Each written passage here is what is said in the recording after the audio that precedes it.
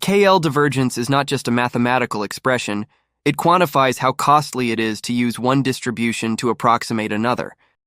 KL divergence, short for Kullback-Leibler divergence, is a fundamental concept in information theory.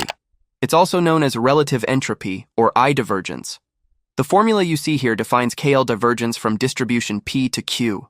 Mathematically, it's the sum over all values of x of P of x times the natural log of P of x over Q of x. But what does it really mean? It measures how different a proposed or model distribution Q is from the true distribution P. In other words, how much information we lose, or how inefficient our model becomes, if we assume the data follows Q, when in reality, it follows P. A simple interpretation of the KL divergence of P from Q is the expected excess surprise from using Q as a model instead of P when the actual distribution is P. Before diving into complex applications, let's begin with a basic example to understand how KL divergence works in practice. This simple setup compares two discrete probability distributions and helps us visualize what KL divergence actually measures. Let's take a closer look at this figure comparing two probability distributions, P and Q, defined over three outcomes, 0, 1, and 2. On the left side, we see the distribution P, which is a binomial distribution with two trials and a success probability of 0.4. As a result, the probabilities are 9 out of 25 for outcome 0, 12 out of 25 for 1, and 4 out of 25 for 2. Now, on the right side, we have distribution Q. This is a uniform distribution across the same outcomes, meaning it assigns 1/3 probability to each of the three values, regardless of their underlying likelihood. The goal here is to compute the KL divergence, that is, how different P is from Q in terms of information loss.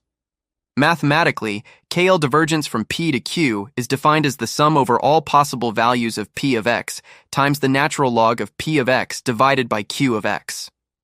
In the bottom part of the first image, you can see the step-by-step calculation for D of P relative to Q. Each term shows P of x multiplied by the log of P of x over Q of x. When we add these three components together, we get approximately 0.0853 nats. That's the information we lose if we wrongly assume Q is the true distribution, when in fact it's P. Now look at the second image. This time we reverse the roles. We compute the KL divergence from Q to P. Although the structure of the calculation is the same, the values inside the logarithm are now flipped. The result here is slightly larger, around 0.0975 nats. This asymmetry is a key property of KL divergence. D of P to Q is not the same as D of Q to P. It's directional, because the penalty for assuming Q instead of P is not equal to the penalty for assuming P instead of Q. So what do these two images show us?